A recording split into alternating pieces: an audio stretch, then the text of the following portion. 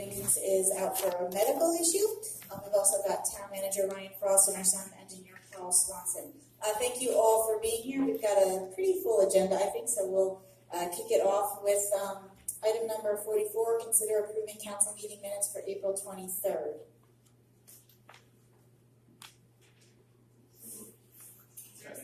So moved and seconded for the minutes of the 23rd. Are there any corrections, changes, deletions, etc.? Seeing none, all those in favor? Motion carries 6-0. Item number 45, to hear an update on our recreation programs and to review the proposed recreation budget with Director Lonney Steeves. Lonney, you want to come up and join us? Thanks.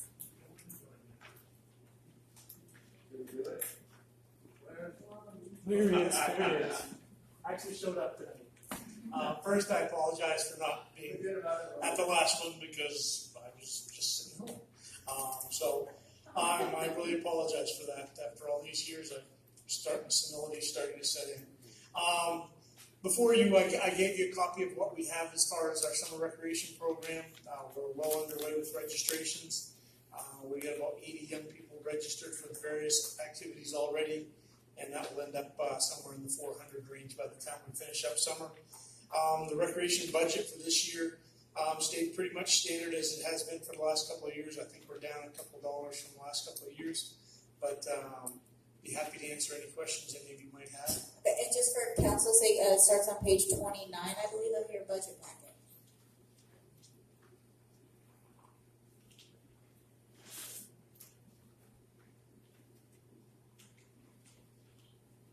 I make a motion we approve the recreation, proposed recreation budget. Well, we don't need to propose it, and we don't need to pass it now because we'll pass it in the regular. Usually, it used to be that we would We get tentative approval.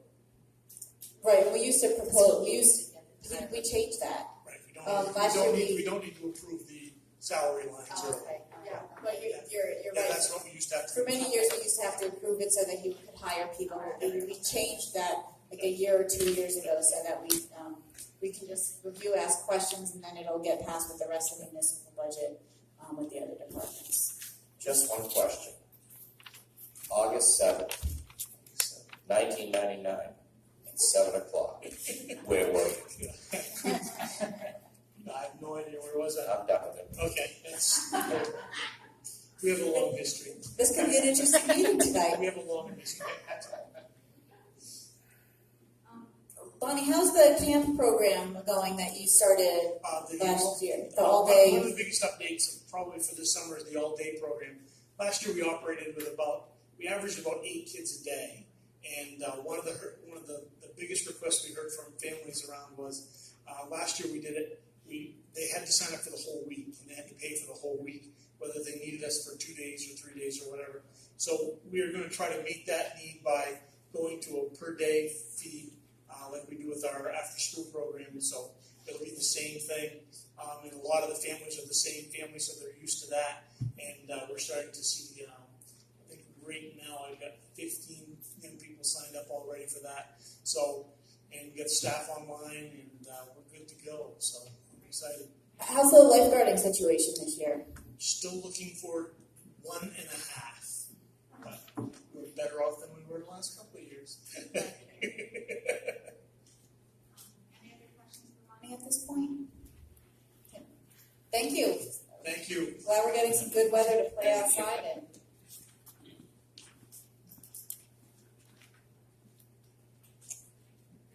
I can only reiterate what I said last time.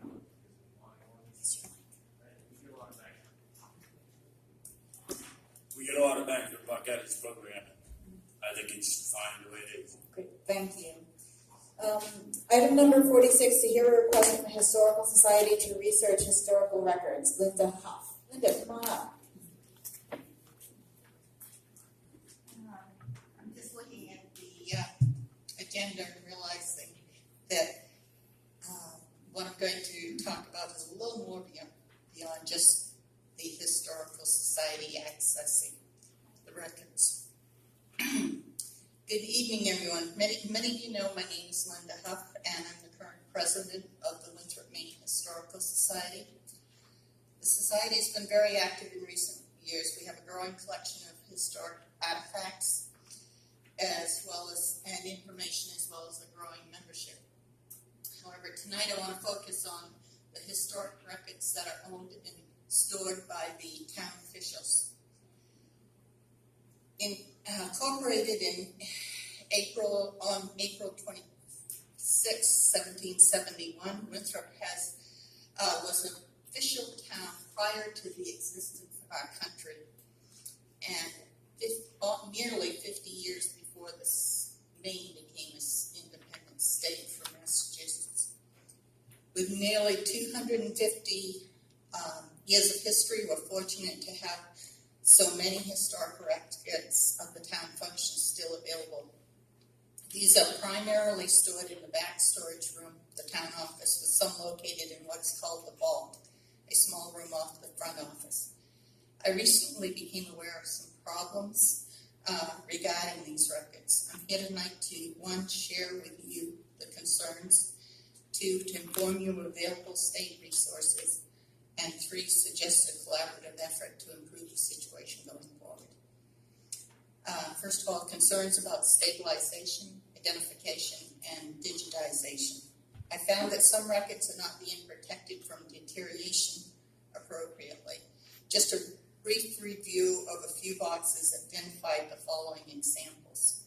Documents exposed to rusty, corrosive metals like paper clips or staples, loose, unprotected documents with heavy bound books placed on top of them in the same box, documents placed with or mounted on acid-containing cardboard.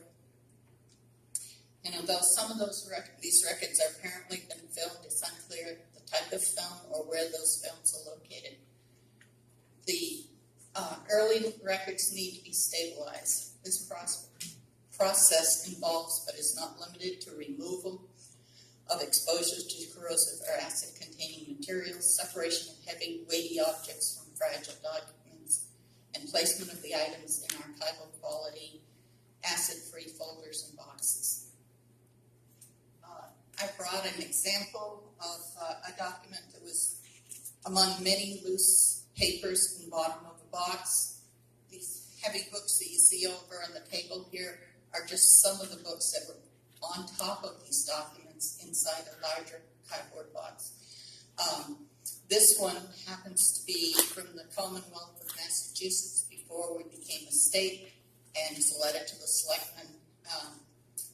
I think it's 1817, I believe is the date. And it is directing the selectmen to call a town meeting. And but there was a lot of different documents in there, and with the books on top of them, they were not being protected. You could just easily be injured even further. So also, many of the boxes are not marked as to the contents, either by time period or type of document. The contents are often mixed up and not consistent with what is marked on the exterior of the box. The result is we don't even know what we have and have no way of easily researching specific information. The records need to be reviewed, cataloged, and organized. Digitization of the records can ensure that the preservation of the information in the event of a fire or other tragic incident. In addition, I believe that history should not reside solely in back rooms, attics, and basements. It should be made available to the public to enjoy and learn about our past. Last week I met with Adam Fisher at the Maine State Library. He's in charge of the library's digital repository and has been working with a variety of organizations throughout the state on how to preserve and digitize their historic collections, including our own congregational church here in Winthrop. He generously gave me a tour of the impressive technological equipment available for towns to use and other nonprofit organizations as well. Placing their the information in their digital repository makes it available to public online. Although the use of the equipment is free, as is their advice of stabilization and digitization, they don't have the staff available to actually transport the records and do the scanning. In addition, the Maine State Archives and the Maine Humanities Councils have grant opportunities available to be applied for. There may be other financial sources available as well, but I had limited time to do the research on that. So finally, I want to talk about a potential collaborative effort. In addition to the town government, there's two local organizations that have strong interest in preservation of records and the education of the general public regarding our rich and robust history. The Charles Bailey Library and the Winthrop, Maine Historical Society have already been collaborating in several different ways. One example includes the development of electronic database and display of historic photographs on the library's website. The funding for that effort was jointly borne by the two organizations. In the coming months, we plan to increase the number of photographs available for that project. Excuse me. I've spoken to Richard Fort, director of the library, and he has indicated his interest and willingness to pursue potential collaborative efforts with the town and the Historical Society regarding the town's history. Of course, the details would need to be worked out and are subject to our respective boards. However, we feel that they will generally be in support of these efforts. I'm asking for your approval for a three-way collaborative effort to focus on the stabilization, cataloging, and digitization of the town's historic records, with the town manager to represent the town. Recognizing that monies are somewhat scarce within these organizations, one area of cooperation might be a joint grant application to cover costs of archival materials and other needs.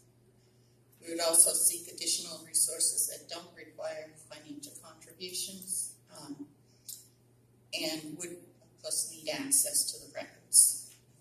Thank you for your time and attention to this matter. I'm happy to address any questions you have for me. It's a very busy agenda, so I didn't go into a lot of detail about some of the fabulous records that are there. But I can talk to you about that if you want. Linda, thank you, and thank you to the Historical Society for kind of volunteering to take on this task. This is something that the town has struggled with years upon years, because there is a huge amount of documents and artifacts that are in the vault, and we periodically used to set aside a certain amount of money and then have so many of the documents kind of archived properly into the larger books. And I think when the recession hit several years ago, that got stripped out of the budget. And it was still, there's such a large amount that there was no way we were going to catch up to kind of current date. It was always something that was lagging. Though I don't think that we ever had approached the digitization portion of that either. It was more about, just like you pointed out, the papers and the materials, just making sure that they were stored properly so that we wouldn't lose them. So that's, just a little bit of history for you and the council and the audience on that it used to be, it was a recognized issue.